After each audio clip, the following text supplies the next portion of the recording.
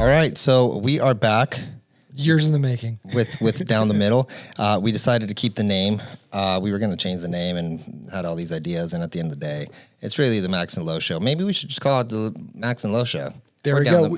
We were wondering, like, what are we going to talk about? We were just on here, we were just shooting the shit. We haven't talked to them. We haven't caught up in a while, and like, we're going to press record in a second. We have no idea what we're going to talk about. Idea. And so now we're going to rename the show on the fly. Max and Low Show. Max and Low Show. Honestly, I think it's way better. It's way easier than going back and forth. Then we can get a badass thing that says Max and Los up here. It seems to be the popular thing.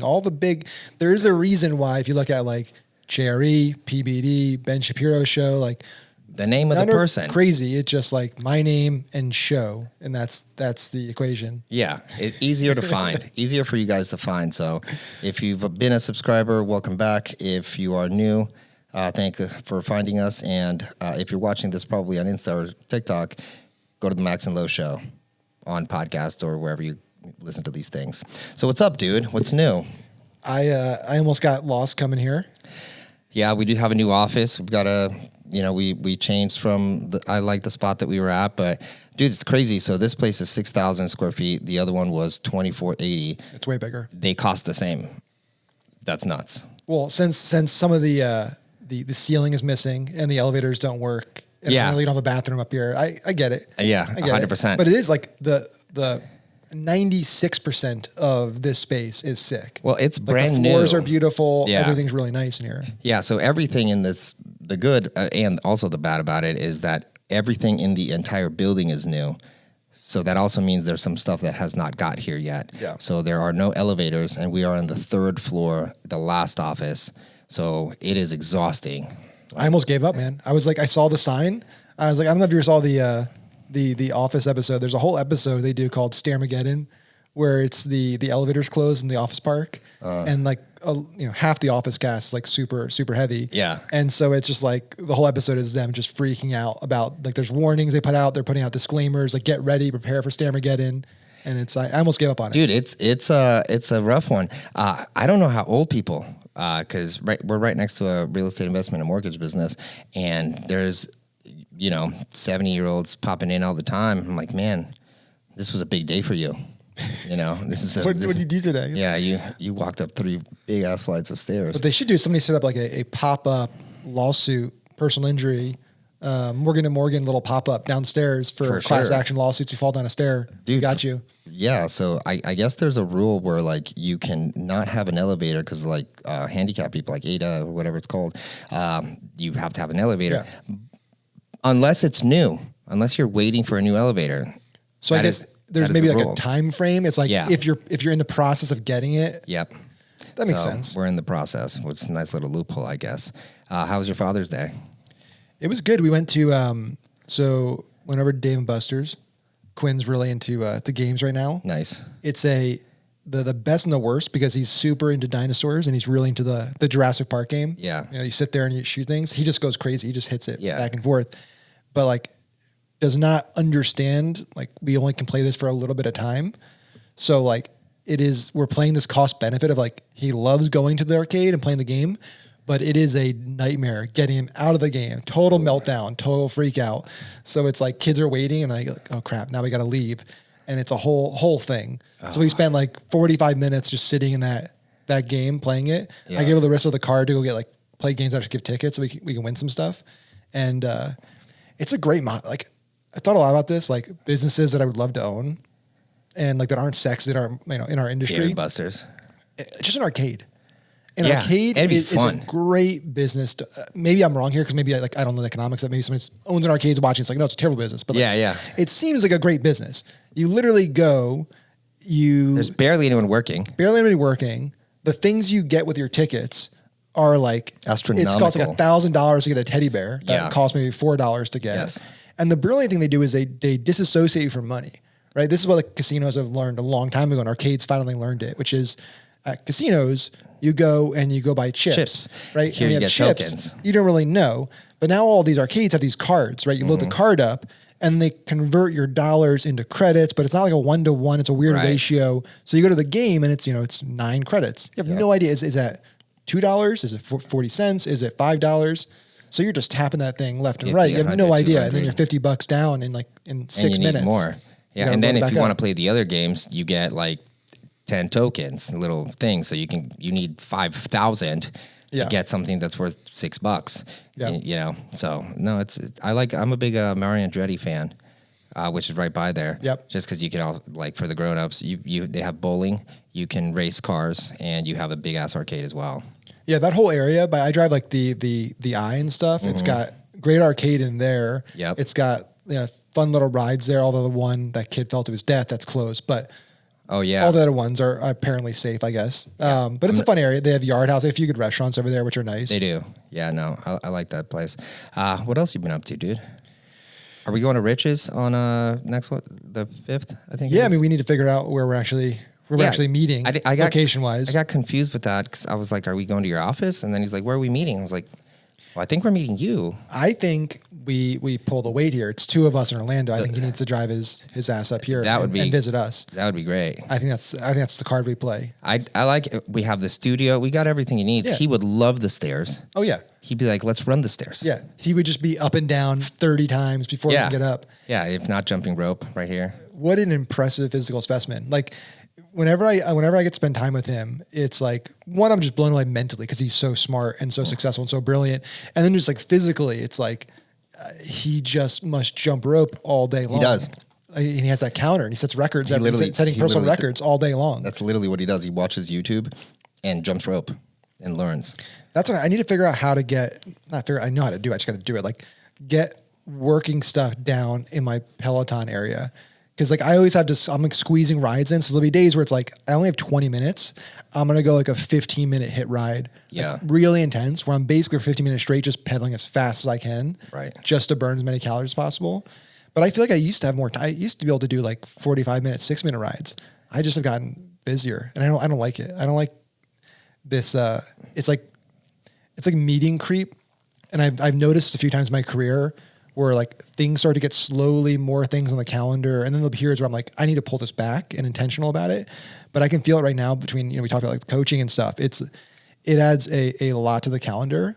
And what I hate is feeling exhausted for working, but not feeling like I got anything done. That's the worst, right? It's like you've been doing stuff all day and you actually didn't get anything done because you're just on calls and meetings, and you're just talking. Meanwhile, tasks keep piling up. And it sucks because no one can talk for you. Like you have to do that call or that meeting or whatever the case. You know what I mean? You can reduce it a little bit, but going back to Rich, I love his life. Like the one thing that I admire about the guy is like, he's just so calm. Like it's just so like, yeah, I'm going to do this. Then I'm going to do that. Another guy that's like that, Scott Olford. Like he barely works like once a year.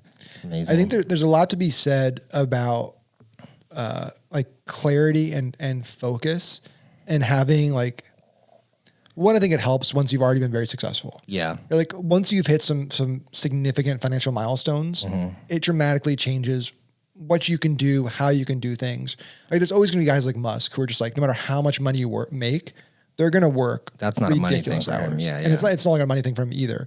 But like for a lot of people, it's like once you hit a certain number, it's now like a choice. It's like, okay, I want to do this one really cool thing that I'm really passionate about. And like everything else I could do and make a lot more money, but like I'm good. You know, I've talked to a lot of people recently about this. And what I've realized too is like a lot of people, and I'm guilty of it. I'm sure you're guilty of it.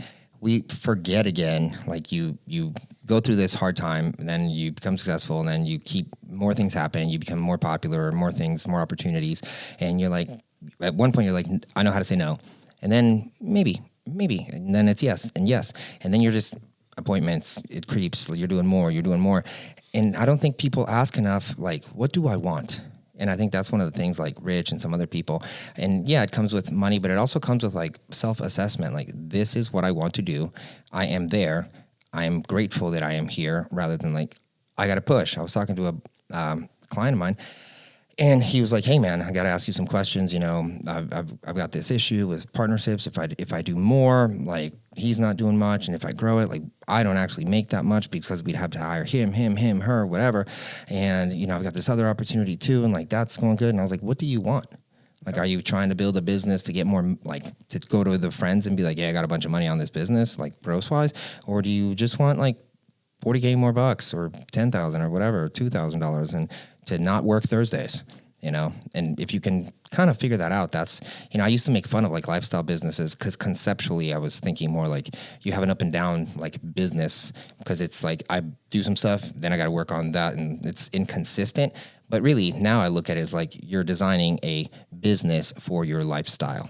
And I'm starting to admire that more because I want to spend more time with my kids, with my friends, and do things I give a shit about, not just like pump out to pump out, Yeah, I think it's really important. I think we were actually, Jeremy and I were talking this other day, because we're kind of in this weird place with the info business where it's like we have coaching, which is going well, but then we have this kind of core front end, the social trends and insiders and stuff that's kind of just grown and grown and grown, but it's not anywhere where we want it to be.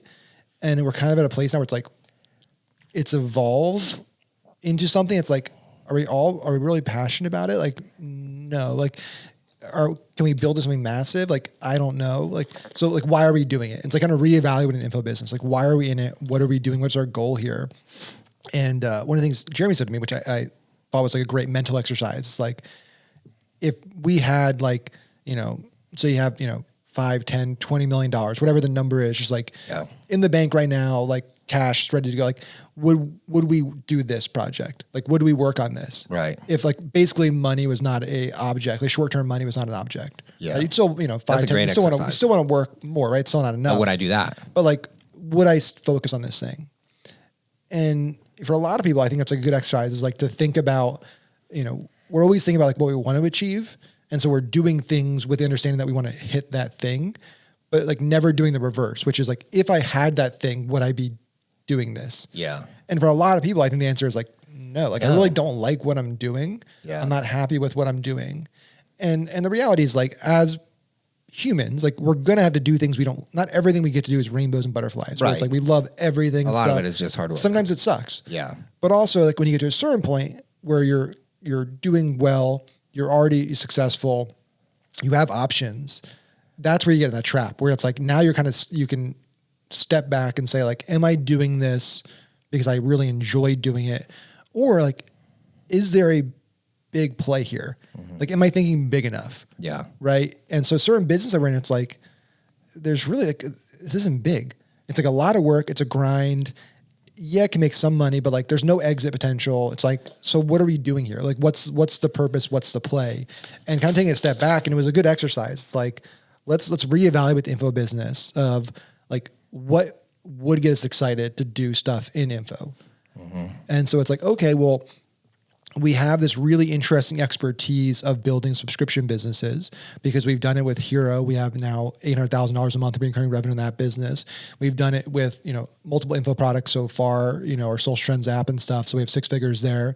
And so we have this model we know we can build recurring revenue. So it's like, well, what if we just found, other verticals, whether it's, dating or whatever it might be, that like we could find experts and plug in our formula for that and build recurring revenue. And like, maybe none of them are going to be, Hero level $1 million a month recurring revenue businesses. Right. But like, if we can do that and get, 50 to 200, 75 to 200 a month, but do it for a few different ones, like that's pretty interesting where it's lower work too. That where it gets challenging is like when you're putting a ton of personal hours into it and there's not a clear path to upside. Yeah. And so, that's been like a big focus of ours is like, cause we've seen what's happened with Hero and like, we're building this really amazing business that's grown incredibly fast and has exit potential. Again, our goals, we're not building things to sell, but it's like, we've had some people reach out to us and there's some potential there. And like, that could be a, $35 to $50 million exit, like just value the business where it's at now. And that's, that's a pretty significant, life change. Like that's kind of a life-changing exit. Like, doesn't mean I don't have to work again. No, but it work on something you love, but it totally changes how I can play a kind of over years or decades at that point, instead of playing the, monthly or kind of single year game where you're looking at things over the next like 1 to 3 years versus the next 5 to 10 to 20 years. So what do you think has been so successful, since people are listening? It'd be a good little strategy session for that. Like how do you think people can build a nice recurring business like that? It's a great probably question. Be more info space, right, than physical, because physical, it's just subscriptions based off the product. It is, but like, so for our membership program on Hero, we send a physical newsletter, but like those are super low cost. You can get great deals on that. It costs like next to nothing to send a really nice physical newsletter. And certain demographics really like that, getting something tangible every month. Yeah. But then it's like a group, community, deals, discounts, access, early access things, stuff like that. So if you're only charging like $19 to $29 a month, like it doesn't need to be some crazy thing you're giving them. Yeah. If you start charging $49, $69, $99 a month, all of a sudden now you need to have, a lot more value coming into it. I think for us, the biggest game changer for subscription building is constantly testing front ends. Like that's been the biggest thing. Is we have a great program. Now the name of the game is like just having rapid fire testing on front ends that are going to bring people into the ecosystem. A lot of people get so hung up on like perfecting this front end and this offer and stuff. But it's like, for us, the core offer is always the membership. Yeah. And so it's just, what can we throw out there to test? So for info, like we've tested so many things. Our front end hooks have been the most effective thing. Yeah. 900 hooks for $1. Like it's a great offer. It's easy to explain. It's easy to get an ROI on it. It's congruent to social trends. You're going to get more hooks and stuff. Right. And so that's been like huge for us, is just consistently testing new front ends, new angles. Obviously on the back end, knowing your numbers has been huge. Retention's been huge. LTV, understanding that. Right. Because you're not running it off CPA, you're running it on LTV. You're running LTV. How long do you go negative for? Because that's, I think, the hard part for people. The hard part for people is the finance aspect. I did a video on this the other day where it's like, I don't think enough people think about like cash conversion cycles, which is it's a really boring topic, right? Cash conversion cycles, for anybody that's watching, it's basically how long does it take? How many cycles does it take from when you deploy your cash to buy inventory to when you then collect the cash back after selling the product that was in inventory? Right. And for a lot of businesses, that can be a long period of time. Yeah. It's like buy it. It takes a month, 2 months, 3 months to get it, got a warehouse, and then I can start selling it. And it takes a few months to sell through the whole inventory. Right. And then in the meantime, you're also paying for ad spend and stuff. We've put a lot of time in all of our business and effort into the finance aspect of it. Yeah. So for Hero, for example, that's been probably, if you think about it, like one is our market, and the fact that we're in a polarizing market, it makes marketing a lot easier, also more challenging, but it's polarizing in itself. Yeah. But the fact that like our main manufacturer that makes a lot of the products we sell is incredibly loose with terms, to the point where like we'll get, a few months go by and be like, oh, I didn't invoice you guys. Here's an invoice for $250,000. So like we have a negative cash conversion cycle with Hero, where we're actually able to sell product and collect revenue before we pay for the product. And then when you factor in, there's companies like Settle and Wayflyer and Ampla and all these companies out there that are competing for e-commerce business. It's gonna be with Brex and stuff. Yeah. So like Settle, basically they fund your invoices. So when we place this, $1.5 million order, whatever it is, for bobbleheads for our next thing, it's going to be spaced out over a kind of a long period of time, where 50,000 units at a time we get billed for, but then it goes to them, they pay it directly, and then we pay over a 90, 120 day terms. So we have great terms with them. And there's a lot of companies like that out there. Now, again, if you're brand new, it's going to be a little more challenging, but if you're an existing business with history, getting access to some of these companies, people just need to think about it. Yeah. And then even on the media buying side, it's like, Meta, TikTok, these platforms, reaching out to them and saying, hey, can I get an invoice terms? A lot of them do offer invoicing, net 30 payment terms. And then you can pay AdCard does the same. Yeah. Use AdCard. And then you can pay the invoice with a credit card. So we do with all of our stuff for our performance agency, with our info business, is we're on, especially with TikTok, invoice terms, right? So they invoice us net 30. We then pay that invoice with one of our specific cards that we use that maximizes like the points and multiple we get there. Mm-hmm. And then that's on a net 30, right? So we're not obviously letting it run longer. We don't pay interest on it, but we're paying it as far out as we can. Yeah. So we're getting the credit card points. And for like performance, this month, we'll probably spend $600,000 to $700,000 on our own cards, because that's beauty performance. So we spend our own money. That's beautiful. And then we get, 2.5% to 3.5%, depending which card we're putting on, back in cash directly. Yeah. And that's just pure profit for the partners. So that's a big part of it. Like if you're going to be in this subscription game, you need to understand the finance aspect of it. Yeah. It's probably more important than anything else you're going to do. Yeah. Because it goes back to like what Russell's been able to do with ClickFunnels, these companies. Like if you can afford to pay more to acquire a customer, you're going to win. Yeah. Same thing with Onnit. The reason that we've been able to drive 90,000 plus customers for them is because they can pay us the best CPA because they're willing to go in the red a lot longer and they know their numbers a lot better than other companies. Yeah. Yeah, I think it's also picking the space that you're getting into. A lot of people just try to do the exact same thing that everybody's doing. That's happening a lot with info products, coaching, consulting, and it's getting a lot harder. But no one's trying to do it in different spaces like fitness, dating, outdoors, whatever the case, right? Like they just go like, oh, that's what everyone's doing. That's who I see doing it. I'm going to do the same thing and kind of get in there. But the truth is, the other places are the ones that can grow so much faster. Yeah, I mean, like all we've done with Hero, and this is like, it's so simple in hindsight, but it's so obvious and simple in hindsight, but like a lot of people don't do it, is like, look at what are markets that have been totally dominated, just massive, massive markets, a lot of successful companies in them that are speaking to the masses. Okay, let's take that and let's just put a unique face on it that speaks directly to our avatar. Right. So for Hero Brands, it's conservative voter. Mm-hmm. So it's okay. We're going to take Funko Pops and we're going to make them Pocket Patriots. Yeah. The model works. I own a ton of Funko Pops, right? It's a great LTV. We're going to do, a George Washington and a Ronald Reagan, Funko Pop type thing. Awesome. And like, we know the product, we know people like that product. Bobbleheads, like bobbleheads are a big thing. We're going to do, conservative bobbleheads, trading cards. We're going to do our own, minting, really beautiful foiled cases, everything really nice, limited edition, limited drops, really cool art. Like we're not doing anything crazy there, but we're taking things and like Daily Wire is another example of this, like took a model that worked. They put a conservative spin on it. They're doing now with their own products they roll out. Like, Jeremy's razors, like, hey, razors, we're just going to make conservative razors. Right. Jeremy's chocolate, conservative chocolate, Black Rifle coffee. Everyone drinks coffee. People love coffee. We're just going to make our coffee is going to be aimed at, conservative Americans, military vets, it's kind of what EMT, Liquid Death cops. is. Liquid Death, again, there's so much opportunity in commoditized markets if you get really good at the branding and the marketing aspect of it. Yeah. Right. It's like Liquid Death's a perfect example. It's like, okay, everybody drinks water. It's probably like everyone on the planet needs to live. Right. And people know they need to drink water when they're not drinking at the bar, at the club, right? At a nice dinner, they need to drink water, but nobody wants to feel like the loser who's not drinking. Right. So let's make a can that looks like a badass IPA alcoholic beverage that people can drink. So they still look good and they look cool, but they're hydrating and they're doing something good for themselves. They're being healthy. Yeah. And so it's like, it's really not rocket science. I think a lot of people overcomplicate things.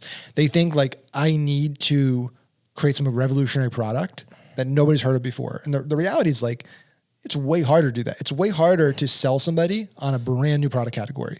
Now you got to educate. You got to educate. You got to overcome all kinds of unique objections. You got to build trust. There's all kinds of stuff you need to do. And that's really, really difficult. Like this is a perfect example, like melon hats, right? Like this is for Father's Day, one of my gifts. Melon hats took a market, the hat market, super saturated, very commoditized. They sell hats for $69. They can't keep them in stock because they just do everything a little better. Right? It's like, we're going to make a higher quality hat. We're going to put little unique features in a little pocket inside that you can use. It's going to be waterproof. It's going to float. We're going to target like people that are active, people that go outside, people that like to be, surf, like to work out, right? We have these little details, these little fine things. We're going to make cool colors, cool prints, cool designs. We're going to make our neon ones, and the neon ones, if they get wet, that's a cool pattern that reveals. Like all these little things that build a really unique brand, and you don't need to sell somebody on why they need a hat. Right. Like you don't need to convince somebody why should you wear hats? Like what is a hat? It's like, it's hats, stance, chubbies, socks, cuts, t-shirts, right? It's like, we just make t-shirts better. Yeah. And we make them for this specific type of person. Yeah. Right. Like the hat you're wearing, same thing. I have like 20. They've made an experience. Yeah. Right. It's not just a product. I collect them now. I'm sure you collect those. It's a brand. It's an experience. Now their offices, they're turning into these centers where you can go and they have infrared saunas and they have steam rooms and they have ice baths and you can work out there and all this stuff. So they're building community around the brand. Yeah. No, I think that's that's what everybody needs to be doing. Just like how we were talking about in the info space, coaching, consulting. A lot of people are having a harder time now. Economy is changing, and the people that are winning, it's just more, right? It's free events, local events, paid events, newsletter, smaller offer with Ascension, recurring revenue, coaching, consulting, mastermind, adjacent services, like the guys that have full vertical integration from just making everything a little bit more. They're creating more content. They're getting more people into the community. They're getting more conversations, because everything is impressions and conversations. How many people am I getting to see this? How many conversations or how many clicks am I getting, and how much am I converting?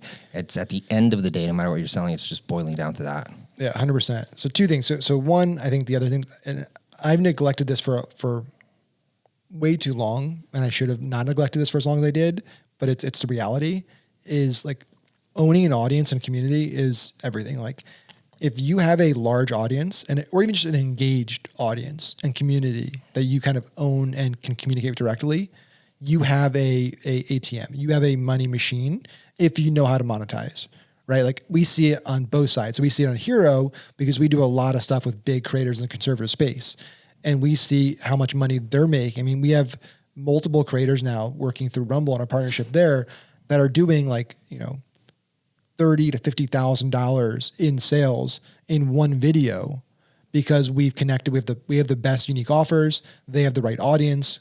Boom, boom, boom. They're making more per video than they make doing regular reads and stuff. Like it's a great connection. So they're able to monetize their audience, make a lot of money per video. And then on the other side, you see like, guys like Grant or Hermosi, like they don't have to worry about like anything really. Anything. They own this massive hyper engaged audience that anything they release, they know they're going to make at least a minimum, even if it's a huge flop. There's like this minimum floor that like, hey, if I want to release a new book or I want to release X, like PBD, same thing. It's like, Bro, he's built a monstrosity. Massive audience. Whatever he wants to do. If he has this live in-person podcast he's doing, they sell out in like 2 minutes on the text list. Yeah. He could double the price, triple the price. He could add on the back end of it, hey, it's $25,000 for 10 people to come to the cigar room after and hang out with me. Yeah. Boom. No sold instantly. Right. So it's like having that audience and focusing on building community, focus on building audience is so valuable. And we even I've seen it somewhat on a much smaller scale, but like when we roll out the coaching program, the first thing we did was send an email out to our list. Mm-hmm. And it's not cheap. We're not selling something $20,000, but it's still, $7,000 program. So a decent investment for most people. We had a good amount of people like day one sign up and they were like, hey, I've bought everything you've put out. I want to join. Like that's really cool to see. And it's hard to track that ROI over time, like what that value of that community member is. And it's getting harder. But I mean, I think to kind of wrap it up for the first one, because I got to do 3. But I think that the future is being micro media companies. Like everybody, you don't have to be the biggest thing in the world, but a micro media company. You are eyeballs, you are attention, you are everything. If you're just a direct response guy now, that ain't it. You gotta have everything else before. I mean, me and you are like from the day one, like media buyers. And so it's been hard, not anymore, but like it was hard to be like, what do you mean? We got to build brand and like do this. Like, what is that? Like logos and whatever. But now it's like, it has to be community. You have to have engagement. You have to have more content. You have to build a text list and a newsletter and a this and a that and a podcast channel. And then if you're getting big enough, bring someone else into your podcast ecosystem and start going there and there and there to capture all those eyeballs. And I really think that in the next 3 to 5 years, you're going to see micro media brands like Patrick Bet-David. He's a media company now. Cody Sanchez, all these people, smaller versions of that are going to pop. And that's just if you want to monetize anything, whether personal brand or e-commerce or whatever, if you're not a media company, you're not a company that's going to succeed. Yeah. And just one final note, and then we'll wrap. So I have 3 as well. Like that up until now, people haven't done it because they thought there was no exit. Right. I can't sell a personal brand. That is changing now. Yes. Because what you're having the PBDs, the Daily Wires, acquiring properties, personalities, and they're dropping a lot of cash, and you're going to see that continue. We're also talking about the Rumbles and the other people, big creators on those channels. They're all thinking the same thing. I want to start buying up early talent, giving them, a lot of cash, getting them a lot of cash per year. And we're going to help them grow as well. Like you're going to see that happen a lot more. Let's talk more about this on the next one. Yep. 100%. We're back, guys. We're excited. This was great. We thought it was gonna be like really difficult. No. So we're the happiest we've ever been. All right, subscribe, join the newsletter. We're gonna launch one here soon because we're gonna be a media property, obviously. And we will talk to you guys on the next one. Bye. Later.